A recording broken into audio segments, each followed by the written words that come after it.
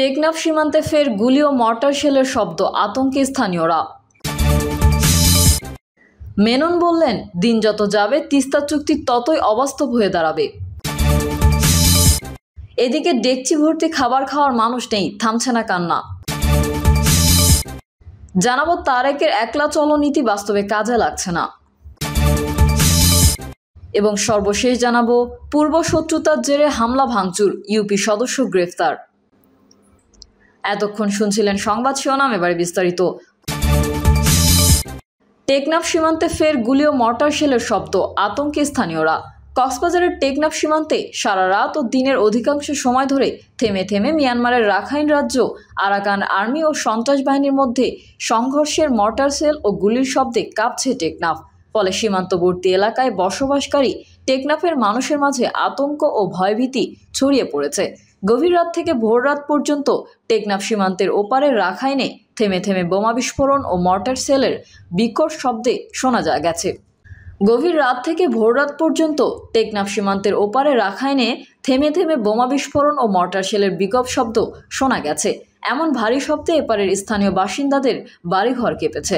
আজ দিনের বেশিরভাগ সময় গুলির শব্দ শোনা গেছে। এ সময় স্থানীয়রা রাখাইনের আকাশে যুদ্ধ বিমানের শব্দ শুনেছেন। সাবরাং ইউপি চেয়ারম্যান নূর হোসেন বলেন, ঈদের পূর্বপর সময়ের বেশিরভাগই শুধু মিয়ানমারের রাখাইন রাজ্যের ভারী অস্ত্রের গোলা, মর্টার ও বোমার শব্দ শুনছি। শনিবার ভোররাতে যে ৮-১০টি বিস্ফোরণের শব্দ শোনা গেছে তাতে আমি ঘরের দরজা জানালা কাঁপতে দেখেছি। আগে কখনো এই ধরনের বিস্ফোরণের শব্দ শোনা যায় সেটা আমাদের ধারণা ছিল না। এসব বিস্ফোরণের শব্দে বাচ্চারা খুব বেশি ভয় পাচ্ছে। দিন যত যাবে তিস্তা চুক্তি ততই অবাস্তব হয়ে দাঁড়াবে। বাংলাদেশের ওয়ার্কার্স পার্টির সভাপতি রাশেদ খান মেনন এমপি বলেছেন, ১.৫ দশক ধরে তিস্তা চুক্তি সম্পাদনের বিষয়টি অধরাই রয়ে গেছে। ইতোমধ্যে পশ্চিমবঙ্গের গজলডোবার প্রকল্প এলাকায় আরও কয়েকটি খাল খনন করে পানি প্রত্যাহারের ব্যবস্থা নেওয়া হচ্ছে। যত দিন যাবে ততই এই চুক্তি সম্পাদন কার্যত অবাস্তব হয়ে দাঁড়াবে। তিনি বলেন, দেশের শীর্ষ পর্যায়ের কোনো নেতা সাফাই গাইছেন, পশ্চিমবঙ্গ সরকার রাজি হচ্ছে না বলে ভারতের সঙ্গে তিস্তা চুক্তি করা যাচ্ছে না। এমন বক্তব্য বাংলাদেশের অনেককেই দুর্বল করে। রাজ্য সরকারের আপত্তির পরও যদি ভারতীয় নাগরিকত্ব সংশোধন আইন বাস্তবায়ন হতে পারে তাহলে তিস্তা চুক্তি করা যাবে না কেন? মেনন বলেন, প্রধানমন্ত্রী সংসদে তিস্তা মহাপরিকল্পনার কথা বললেও বাজেটে এর জন্য বরাদ্দ রাখা হয়নি। এই কারণে তিস্তা পাড়ের মানুষ বিক্ষুব্ধ। তারা মনে করছেন তিস্তা মহাপরিকল্পনা নিয়ে তারা ভূরাজনীতির দ্বৈরথের শিকার হতে চলেছেন। বাংলাদেশের নিজ উদ্যোগে তিস্তা মহাপরিকল্পনা বাস্তবায়ন করতে হবে। এর অর্থায়নে এগিয়ে আসতে তিস্তা পাড়ের মানুষ প্রস্তুত রয়েছে। এদিকে ডেকচি ভর্তি খাবার খাওয়ার মানুষ নেই, থামছে না কান্না। ব্রিজ ভেঙে বিয়ের কনের পক্ষে ৯ জন মারা যাওয়ায় বর ডাক্তার সোহাগ ও কনে হুমায়রার বাড়িতে শোকের মাতম বইছে। বরের বাড়িতে শুনশান নীরবতা, কনের বাড়িতে বইছে কান্নার রোল। জানা গেছে, আমতলী উপজেলার কাউনিয়া ইব্রাহিম একাডেমিক মাধ্যমিক বিদ্যালয়ের সহকারী শিক্ষক উত্তর তাক্তাবুনিয়া গ্রামের মাসুম বিল্লাহ মনিবের মেয়ে হুমায়রা আক্তারের সঙ্গে একই বিদ্যালয়ের সহকারী শিক্ষক আমতলী পৌর শহরের খন্তাকাটা এলাকার বাসিন্দা সেলিম মাহমুদের ছেলে ডক্টর সোহাগের বিয়ে হয়। শুক্রবার কনেকে বরের বাড়ি নিয়ে আসেন। পরদিন শনিবার মেয়ের পক্ষের ৮ জন বরের বাড়িতে মাইক্রো এবং অটো যোগে যাচ্ছিলেন। পথে হলদিয়া ব্রিজ পার হওয়ার সময় মাঝের অংশ ভেঙে যায়। এতে মাইক্রোবাস ও অটো গাড়ি নদীতে পড়ে যায়। অটোতে থাকা যাত্রীরা সবাই সাঁতরে নদীর কিনারায় উঠতে পারলেও মাইক্রোবাসের যাত্রীরা নদীতে তলিয়ে যায়। তাৎক্ষণিক স্থানীয় লোকজনকে উদ্ধারের চেষ্টা চালান। ততক্ষণে মাইক্রোবাসে থাকা কোনে পক্ষের ৯ জন যাত্রী মারা যান। নিহতরা হলেন রুবিয়া, রাইতি, ফাতেমা, জাকিয়া, রুকায়াত ইসলাম, তাহিয়া মেহজাবিন আজাদ, তাসফিয়া, রিধি ও শাহনাজ আক্তার রুবি বেগম। এদের মধ্যে রুকায়াত ইসলাম ও জাকারিয়ার বাড়ি উপজেলার দক্ষিণ তক্তাবুনিয়া গ্রামে। অপর নিহত ৭ জনের বাড়ি মাদারীপুর জেলার শিবচর উপজেলার কোকরারচর গ্রামের বাসিন্দা। এরা কনে হুমায়রার মামা বাড়ির আত্মীয় স্বজন। এমন ঘটনায় বর ডাক্তার সোহাগ ও কনের হুমায়রার বাড়িতে শোকের মাতম বইছে। শনিবার সন্ধ্যায় সরেজমিনে দেখা গেছে, বর ডাক্তার সোহাগের বাড়িতে শুনশান নীরবতা, ডেকচি ভরা খাবার রয়েছে, মানুষজন নেই। বরের বাবা কাউনিয়া ইব্রাহিম একাডেমি মাধ্যমিক বিদ্যালয়ের সহকারী শিক্ষক সেলিম মাহমুদ বলেন, এমন ঘটনায় আমি হতভম্ব। কনে পক্ষের লোকজনের জন্য সব আয়োজন ছিল, কিন্তু একটি ফোন কলে সবকিছু ভেস্তে চলে গেল। কনের বাবা মাসুম বিল্লাহ মনির বলেন, আমার কিছুই বলার নেই। মেয়ের শ্বশুরবাড়ির মানুষকে কি জবাব দেব? আল্লাহ কেন আমার উপর এত বড় বিপদ দিল? তারেকের একলা চলো নীতি বাস্তবে কাজে লাগছে না। হঠাৎ সংবাদ বিজ্ঞপ্তি দিয়ে কমিটি রদবদলে দলের হতাশা। তবে শীর্ষ নেতৃত্বের সিদ্ধান্তের বিরুদ্ধে প্রশ্ন তোলার সাহস নেই কারো। বিএনপিতে আকস্মিক রদবদলের কারণ কি হতে পারে তা স্পষ্ট নয় দলটির নেতাকর্মীদের কাছে। যদিও দল পুনর্গঠনের কথা বলা হচ্ছে, কিন্তু ৮ বছর ধরে কাউন্সিল করতে পারছে না দলটি। আবার মামলা, জেল ও সাজার ভার সামলাতে লম্বা সময় ধরে কঠিন পরিস্থিতির মোকাবেলা করছেন দলের নেতাকর্মীরা। এমন পটভূমিতে কাউন্সিল না করে সংবাদ বিজ্ঞপ্তির মাধ্যমে দলে ভাঙা গড়ায় বিএনপির ভেতরে বাইরে চলছে নানা আলোচনা। দলটির নীতি নির্ধারণী পর্যায়ের নেতাদেরও অনেকে এই নিয়ে বিব্রত। বিএনপির ভারপ্রাপ্ত চেয়ারম্যান তারেক রহমান তার একক ক্ষমতায় এই রদবদল করেছেন। তিনি কি একলা চলো নীতি নিয়ে এগোতে চাইছেন, নিজের মতো করে দল গোছাতে চাইছেন? এসব প্রশ্ন রয়েছে দলের ভেতরে। কারণ হঠাৎ করে সংবাদ বিজ্ঞপ্তি দিয়ে যে প্রক্রিয়ায় বিএনপির কেন্দ্রীয় নির্বাহী কমিটিতে রদবদল করা হয়েছে সেই ব্যাপারে আগাম ধারণা ছিল না নীতি নির্ধারকদের।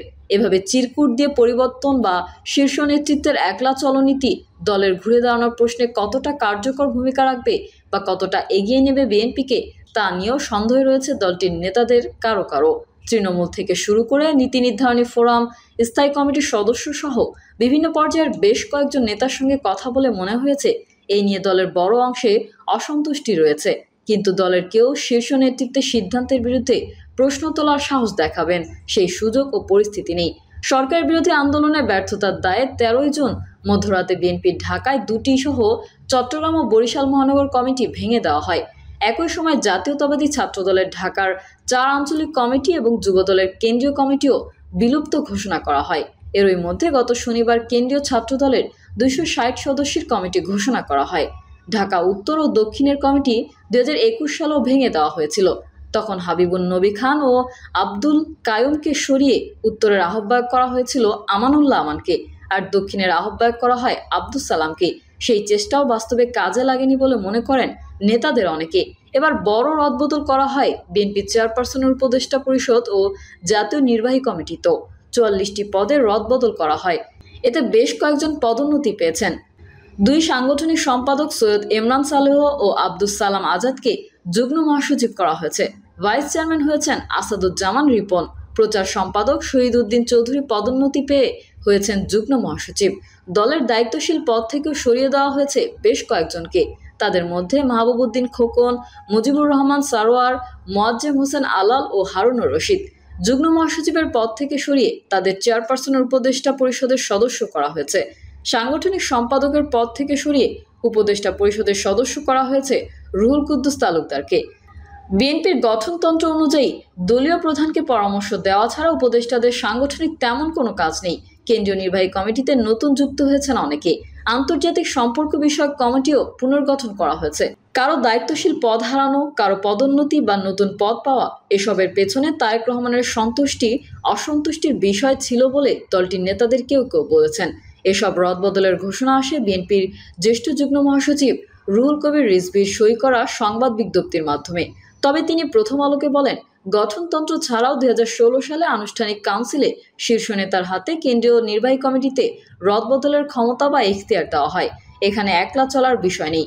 দল পুনর্গঠনের অংশ হিসেবে শীর্ষ নেতৃত্ব এখতিয়ার অনুযায়ী এসব পরিবর্তন এনেছেন।